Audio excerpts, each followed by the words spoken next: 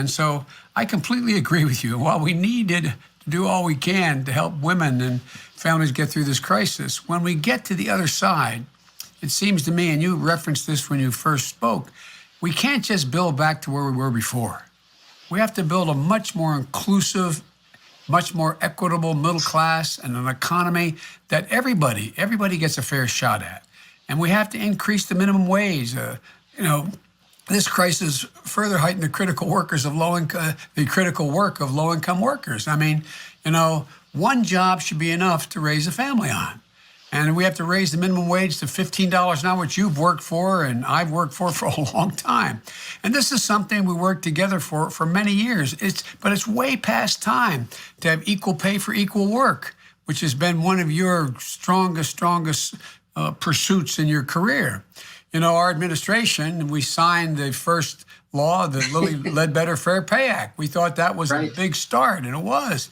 But I think we have to pass the Paycheck Fairness Act. We need to get paid sick leave available for every worker. We've got to make sure it's not just a temporary thing. So if you get sick, you're not foregoing a paycheck to stay home.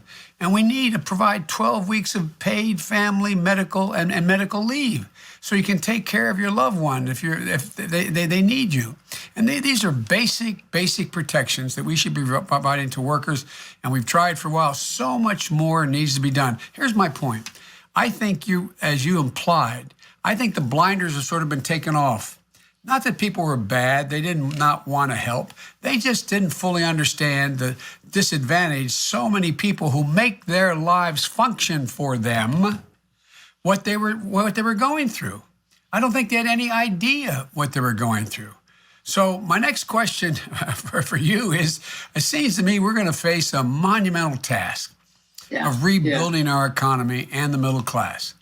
And how do you think, I think we're on the same page, but I want the folks to hear, how do you think, how would you recommend we start to, take advantage of, I always say, and my staff is tired of hearing me saying it, that, we're one of the few nations that when we're faced with a gigantic crisis, we embrace it, we fix it. A lot of people hurt, and all those lost lives are never going to come back, and there's going to be a hole in the hearts of millions of families out there.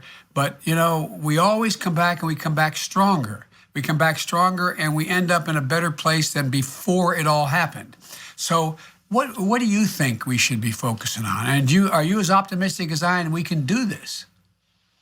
I am, and I agree with you, Joe, that I think out of this terrible tragedy of the pandemic and the loss of life and loss of income and everything we're suffering through, this is a moment of reckoning that really we are challenged. Are we going to build back stronger? Are we going to build on our foundation, the kind of America that you and I would like to see for our children and our grandchildren? And that's really what's going to be on the ballot in this election. When it all is stripped away, what kind of America are people going to be voting for? And just to echo what you pointed out, number one, on transparency. One of the things that I tried to do in the State Department was to create a visualization of where foreign aid went. Yep. Because so many people thought we were, giving foreign aid in huge amounts to all kinds of weird stuff. And indeed, we could justify where it went. For example, going after the AIDS crisis in Africa. Not only the right thing to do, but a smart thing, because trying to control a different kind of pandemic was good for the United States and the rest of the world. So I think that part of the remedy here has to be almost radical transparency about where the money goes. Because right now, you're right, there were good things in the two pieces of legislation that were signed into law, but there's a lot of weird stuff in there that people need to see. And they need to understand, where is the money going? Let's follow the money. And I think one of the hallmarks of your presidency can be a commitment to the kind of transparency that will hopefully begin to rebuild trust. Because trust is the glue that holds a democracy together. And right now, we are in an age of deliberate disinformation. And the reason for that is to destroy trust. If you can't believe what your leaders say, if you can't believe or you're told not to believe what the press says, if you can't believe what anybody says, then you can't trust each other enough to solve the problems that we jointly face.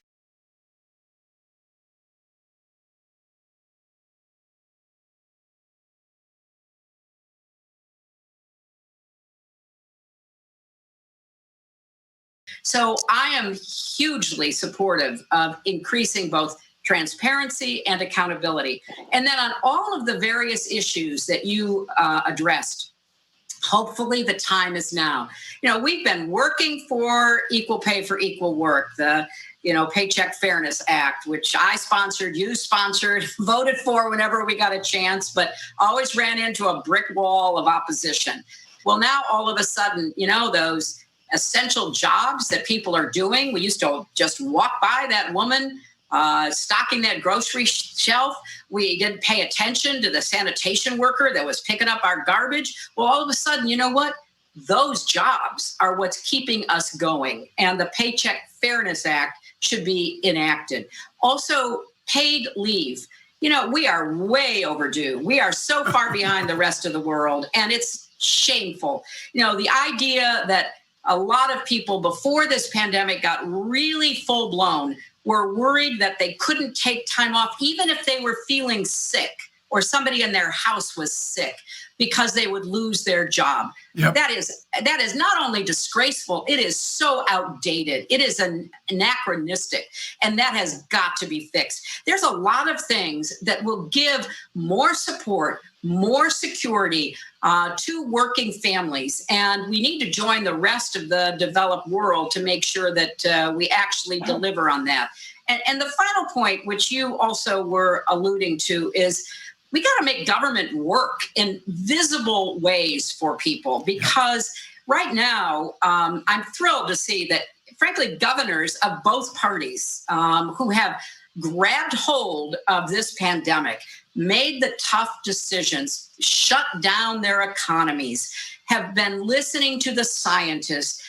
They're actually getting really high marks from across the political spectrum because they are leaders who are problem solvers. They are humble enough to know they don't possibly have all the answers, but they want to listen to the people who can help them try to find them.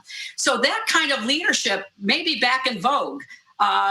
We've gone through a period where I think some people might have forgotten that it really does matter who your mayor is, who your governor is, and yes, who your president is. So rebuilding that belief in governing as a way of delivering for people and making their lives a little easier, a little better, a little safer, a little healthier. All of that, I think now we have a chance to have many more people paying attention and listening than we did before. And that's why I think you are exactly the right person at the right time with your background and your values and your compassion to be able to make that case. Well, you're very generous, but there's so many things I'd like to continue to talk to you about. We're supposed to take questions from the audience, but as usual, it's like one of our breakfasts. But look, one of the things that I keep saying, and I really mean it, I think this crisis has allowed decent people who haven't focused before to realize that when the store clerk is making enough money to take care of their family, the wealthy guy down the street's better off. Everybody's better off. When you have a system where the people who you rely on the most are in a position to be able to do their job and do it and live a decent life, that raises your standard. This notion is outmoded that somehow if people who are struggling get help, it's going to drain resources from others. It's the opposite happens. The Amen. Opposite happens. When you raise salaries, all salaries go up. Everybody does better.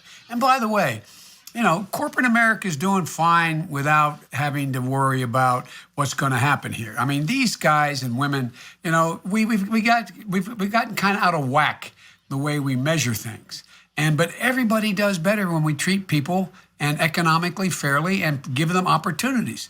Look, I know I'm tempted to ask you another question, but look, we have to take a few questions, and Michelle Kwan is going to read some questions to us that were submitted. And Michelle, welcome, and thank you for all your involvement throughout this effort for both Hillary and before and me. So Michelle, fire away. All right. Thank you so much, Vice President Biden. Our first question comes from Tiffany in Connecticut. She asked, there are a lot of women who are in abusive relationships and are now stuck at home with their abusers. What are ways how women being abused can get help and know that they have a safe place to go? Well, thanks, Michelle. And I'm so glad Tiffany is asking that question. Violence against women is a huge problem, and especially right now. And Hillary and I have worked very hard on trying to end violence against women, wrote that legislation, and it's been one of the leading causes of my life. I've met thousands of domestic violence victims for real, trying to get the law passed and finally getting it passed and working beyond that. And it's heartbreaking to know the suffering they have experienced and are experiencing. But I also know how much courage they have. Our support for victims has to match the courage they show every day. First, I want victims to know they are not alone. The National Domestic Violence Hotline is there for them. It might be hard to make that call when you are essentially trapped in a home because of the stay-in order, the stay-at-home orders that exist. But you can text and you can chat online. So please reach out for help. The hotline can connect you to an emergency shelter. They can help you find a safe place to go. They can provide you to get out of the house safely. And federal and state governments need to do everything they can to help survivors at this moment in time. That means, one, providing survivors a place to live where they can stay safe and healthy. We have violence women's shelters and homes, but we have to move beyond that in this crisis. We should empower FEMA, the Federal Emergency Management Organization, to work with every state so they immediately increase shelter options, including contracting with hotels and motels to provide shelter. Modifications like sleeping just to have the idea that we deal with trailers that are available for people as well. We have to also provide immediate economic relief to survivors. No one should be forced to stay with their abuser because they don't have the resources to leave. Particularly, the vast majority of kids in the street are there because their moms are victims of violence. We need to provide survivors. And the way we provide for survivors is we include cash assistance, unemployment insurance, flexible to their needs, and paid safe days and safe leave. We have to make sure all survivors of color, immigrants, survivors of Native American survivors, older survivors, those with disabilities, the LGBTQ community survivors, they all need support. And we have to make sure survivors and services can be connected. I've worked to make that hotline had the state-of-the-art telecommunications. When you call, they can tell where you are. They can get there in a hurry with real police protection if you need it. Now it's time to push again.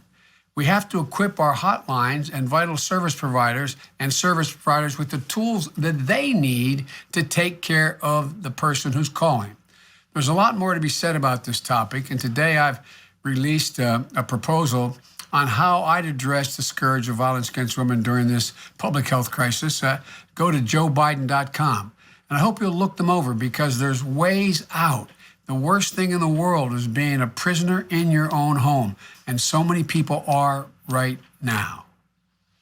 Hillary? Well, Joe, yeah, look, I looked at the policy that you're releasing. It is state of the art. I hope everybody watching goes to your website and starts looking and reading your policies. You've got an incredibly progressive, detailed set of policies already on your website. But there's a relation to a point you made earlier, and that is this is an issue, violence against women, domestic violence, that is one of the many, many issues that depend upon state and local resources. Because as you said, you call that hotline, very often the hotline will refer you to a shelter or, if necessary, police or EMT workers to your door. Well, those are local resources. And people who think we don't need to reimburse and help state and local governments are just, again, missing the forest for the trees. If you believe in police protection, fire protection, EMT services, hotline shelters for domestic violence survivors and everything else, you've got to know that the budgets of our state and local governments during this crisis have been drained. And we've got to get them some relief to be able to provide the services that not only individuals like domestic violence survivors need, but every one of us. We don't know when we need police or fire or EMT or anything that we might in the future require. We know we need sanitation and public health and all the rest of it, all of which needs to be funded adequately. So I think the work you've done, as long as I've known you, on behalf of domestic violence, the violence against women legislation that you wrote and you led. I remember when we set up the office in the Justice Department in the Clinton administration, that was part of your legislation. So this issue deserves to be focused on, and we need to encourage people, call that hotline. Don't suffer in silence, either you or your children. Seek help even now during this pandemic crisis. And then let's all resolve that we're going to do even better following the outline of the policy that you've put out to make sure that everyone in every home in America can be as safe as they deserve to be. Thank you so much, Secretary Clinton. Our next question comes from Hannah in Indianapolis. As the United States continues to endure the height of the COVID-19 pandemic, what would you do to make sure women, especially poor and marginalized women, have access to all women's healthcare services? Well, Michelle, the first thing I do, and I thank the questioner for that important question, is that I would do for all workers is make sure that COVID-19 treatment, not just testing, is cost-free. People, even when we had the test, which we don't sufficiently, people who have access are worried to go get the test because they're going to be charged. They believe that. So it has to be cost-free and the treatment cost-free. No one should have to pay $1 out of pocket for that. Now, I've called for that on March the 12th, and it should be part of the next congressional package, I hope. The next thing I would do is help laid-off workers to ensure they could keep their health insurance through COBRA, meaning that if their health insurance is provided by their company, which they pay into, it's really expensive for most families to make up the difference. There's a thing called COBRA. You can keep that insurance.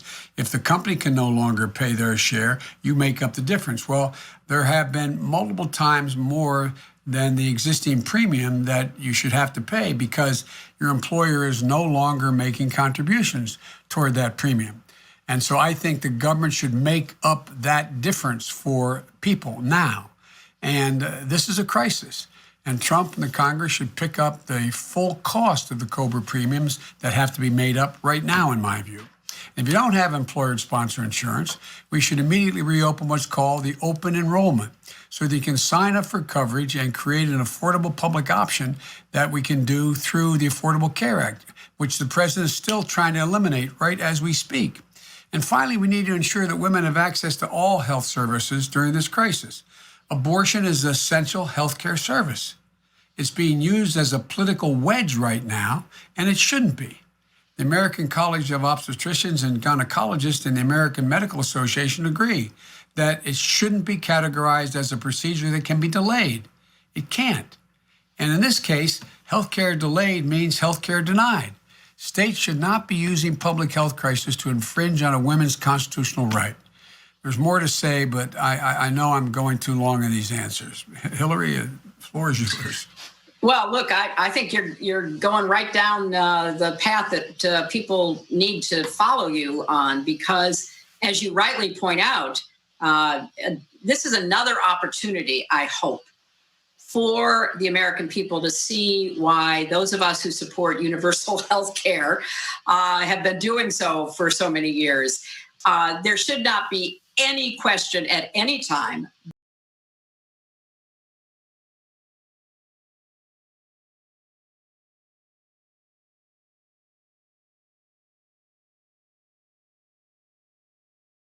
But particularly at the height of a pandemic, that people will have the health care that they deserve because of cost or availability. So I'm hoping, Joe, that as you have proposed, we try to fill all those gaps, a public option, going as far as we possibly can, lowering the age of Medicare, going as far as we possibly can, making sure that everybody has access to quality, affordable health care.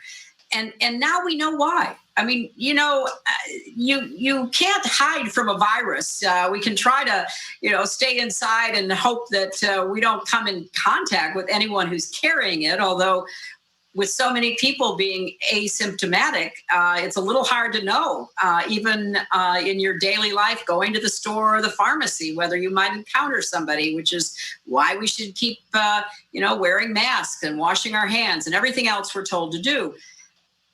But why add to that existing anxiety, the panic, the fear that if you get sick, you won't be able to afford health care? Yeah. That is wrong. It is fundamentally wrong. It is against our moral values, every religious value that I'm aware of. And yet you're 100% right that this administration, this White House, as we speak, are still trying to strip the Affordable Care Act. Now, and let's remember one other thing, and I don't think this has gotten enough attention. President Trump is on the record from his trip to Davos in the Swiss Alps of saying that it was time to go after Social Security and Medicare. So, this is a high stakes time because of the pandemic, but this is also a really high stakes election. And every form of health care should continue to be available, including reproductive health care for every woman in this country. And then it needs to be part of a much larger system that eventually and quickly, I hope, gets us to universal health care. So I can only say amen to everything you're saying, but also to, again, enlist people that this would be a terrible crisis to waste, as the old saying goes. We've learned a lot about what our absolute frailties are in our country when it comes to health justice and economic justice. So, let's be resolved that we're going to solve those once you're elected president. I promise you that's going to be my objective. Thank you so much, Secretary Clinton and Vice President Biden. Our last question comes from Asha, a pharmacist from New Jersey. Asha is an essential worker during this crisis and wonders what you do as president to ensure she can do her job safely. Asha, you're one of the people we've been talking about the whole time here, an essential worker.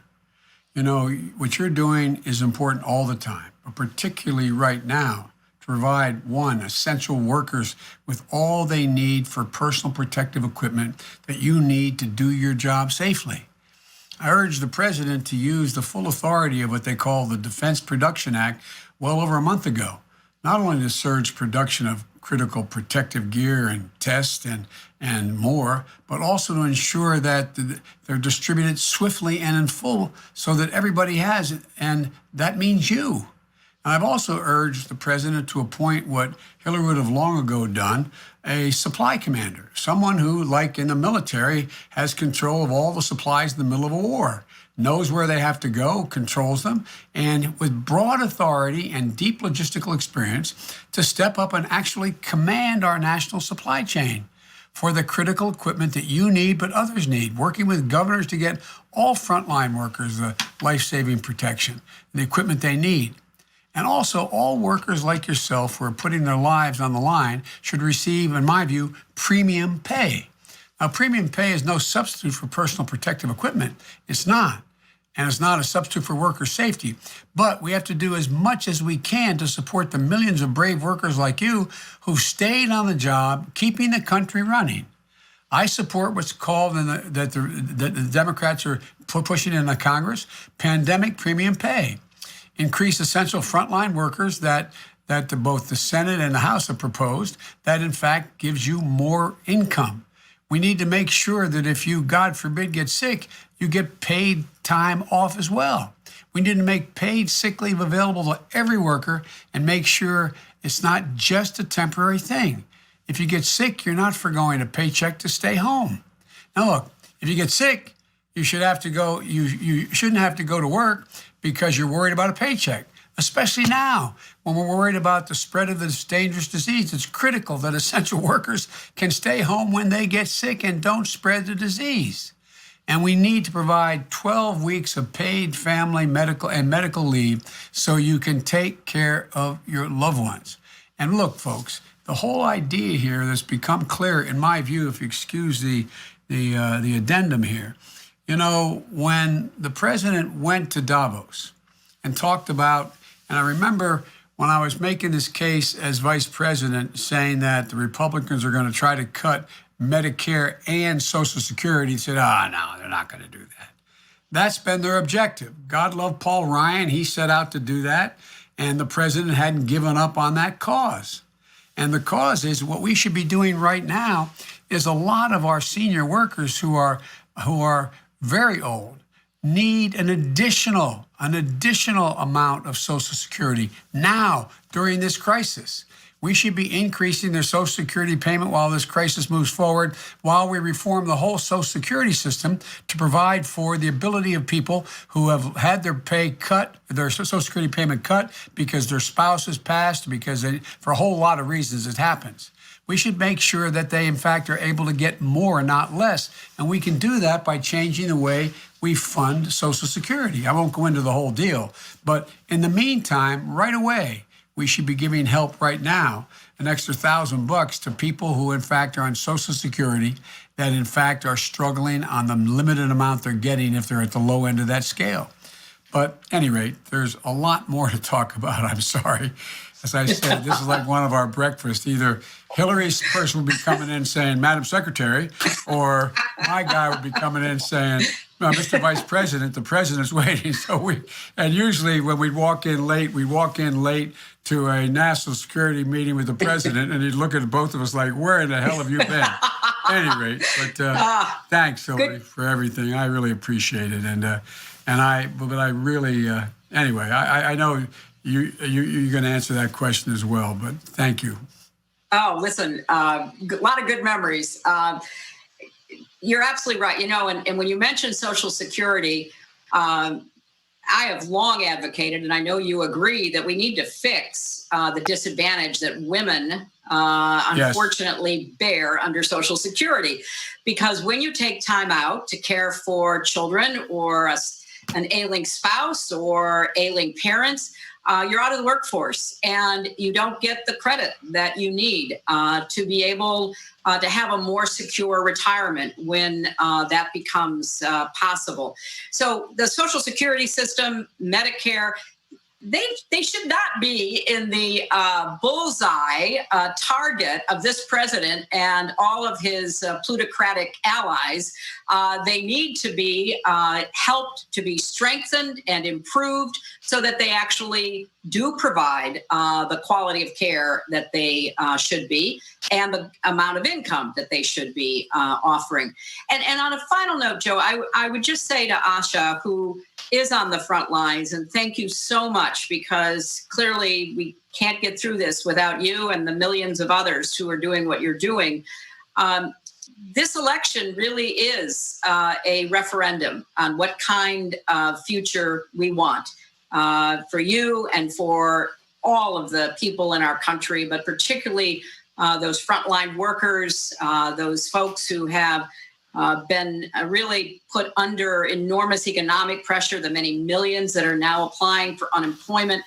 We got to fix our systems, friends. I mean, we've kind of just, moved along on top of them, trying to protect what we had against the concerted, relentless effort by too many on the other side to rip away what we did have.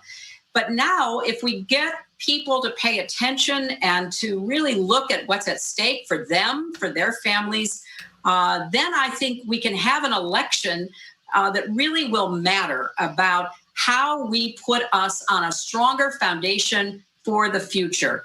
And I'm thrilled to be here with Joe today.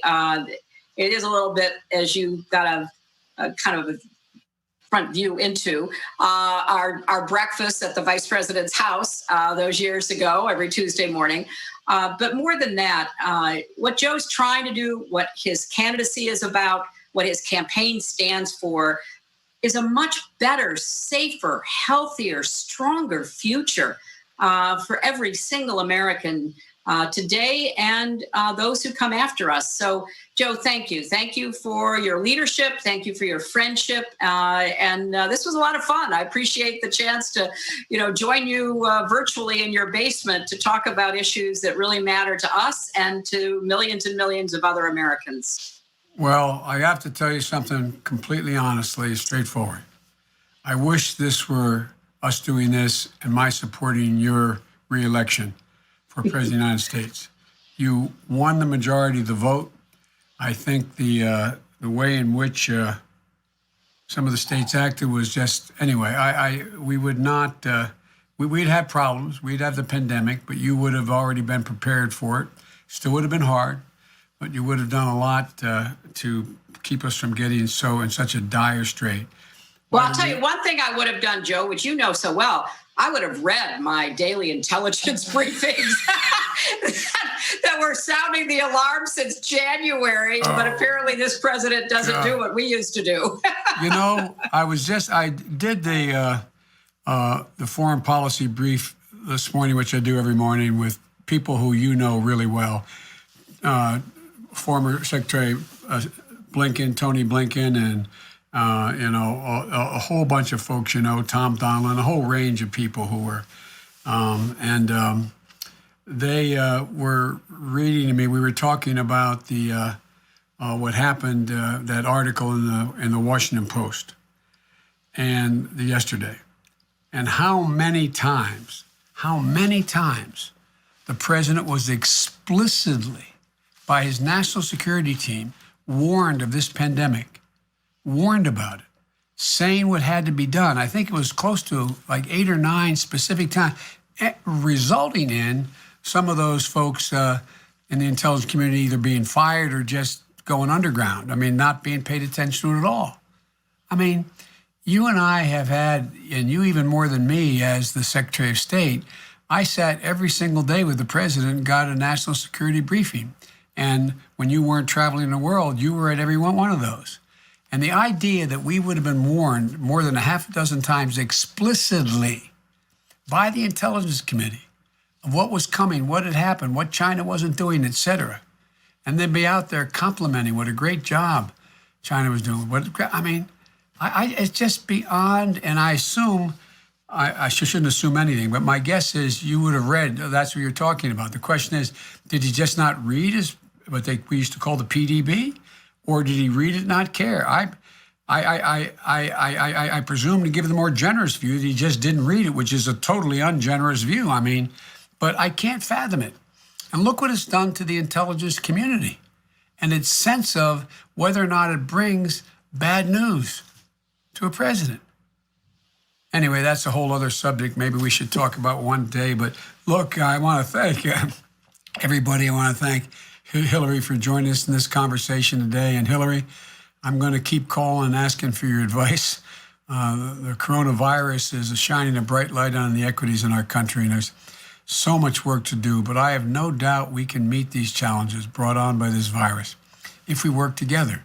The American people have never, not a joke, I know you're tired of hearing me say this, have never, ever, ever, ever let the country down, given half a chance. They're tough. There's no quit in America. They're prepared, but we got to do it together. And it's great being together with you, Hillary. Thank you. And Michelle, thank you so very much. Appreciate it. Thank you, everyone, for being in and listening. Now, a message from the President of the United States. You have the courage to speak the truth, to do what is right, and to fight for what you believe, and keep doing it.